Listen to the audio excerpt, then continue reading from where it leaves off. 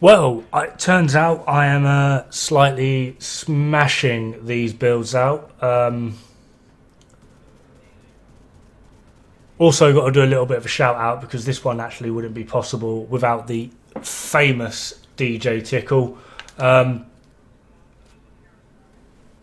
Considering I've been playing this game since release, God knows how long ago that was, and I've only just hit level 1000, and the lovely man himself, DJ Tickle, took pity upon me and ran me through a Dark Hours raid and then gave me a Ravenous. The man is a god. Because I really wanted it. Now I've got to do is get Regulus and I have every exotic in the game. God, getting Regulus is going to suck. But still. Promptly started looking up builds for Ravenous and I couldn't find any that worked with what I wanted to do. And what I mean by wanted to do is solve my absolute potato aim, because I don't have, like I said, I've played this game since release and I've only just hit level 1000. I'm currently in this video, I'm level 1027, literally just hit it since playing from release.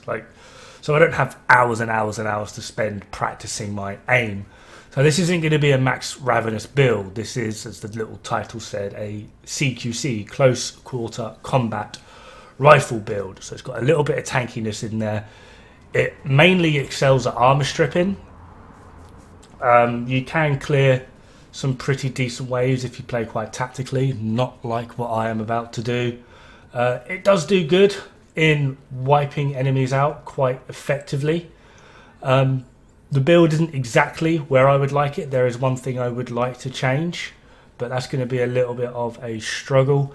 However, this build does work quite well. It does pretty good damage. It's not the max damage for a rifle build, and it does actually pair up with another sort of setup as well, but it does do pretty damn good. It's got, like I said, it's got good damage and it's got some actual survivability. You're not going to die in one shot because you're running perfect glass cannon.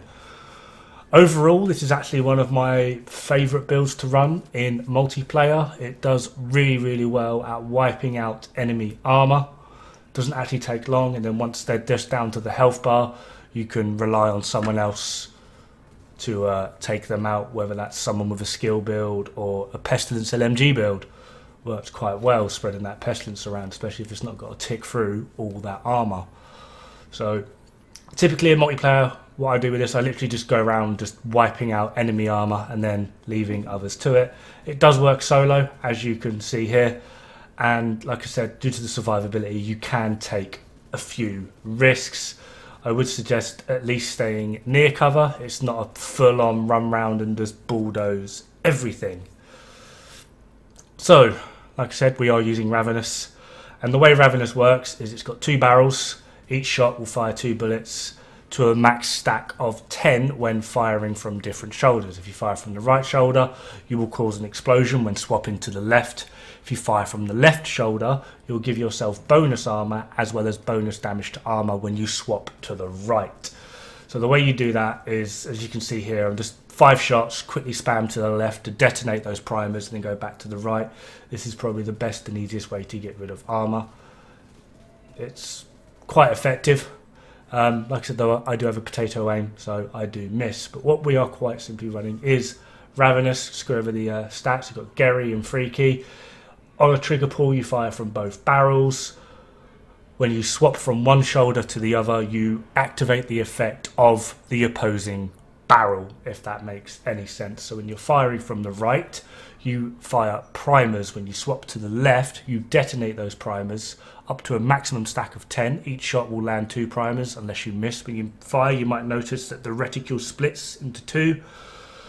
This will do maximum stack, so up to essentially 1000% weapon damage. And then from the left shoulder, you get bonus armor. Walker and Harris mask, running crit chance, crit damage. Walker and Harris chest with obliterate.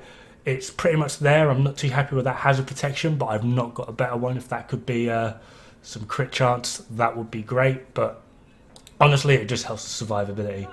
Bellstone holster with armor, crit damage, weapon handling, because this weapon actually really does need a little bit of help because of how much of a kick it has. Saying that, we are also using the sharpshooter for extra weapon handling. Liquid Engineer for Perfect Bloodsucker. This is probably the best backpack I've got on Bellstone. If I could get something else with, even if it had Composure on it, I would actually be pretty happy with that. Vigilance maybe, but then this is a CQB build, so we're probably going to be taking a bit of damage. But Perfect Bloodsucker has actually been a really, really handy thing. It's not really required, and obviously Contractor's Gloves for the armor damage with crit damage, and Fox's Prayer knees. Overall, this build is one of my favourites and does work quite well. We're rocking just over 40% crit chance, so we've got a decent amount of crit damage. Now, this is the second variant of this build. Well, I say variant, it's pretty much the exact same. We're just using a different weapon that enables us to more or less rapid fire and spam the living crap out of enemies. It does, in essence, do a bit more damage shot for shot, but you are missing the damage of the trait or talent on Ravenous, but overall it works pretty damn well. Probably should have recorded it, but I ran this build through Space Administration HQ with a friend of mine running a pretty decent LMG build, and yeah, I got like 2 billion damage to his like 400 million. So this does hit pretty damn hard, and it does enable you to just run in and just spam enemies because of Perfect Bloodsucker. But it's probably not the most ideal build, but it's a rifle build that lets you get close and personal without using the talent close and personal, which possibly could be an idea. But due to the survivability of this, which is used by using the 2 Bellstone armor pieces, one piece gives us 1% armor regen. Pairing that with the repair drone, we actually heal pretty damn quick, and then the 2 piece gives us 10% armor per kill. And obviously they typically roll with armor on them as well.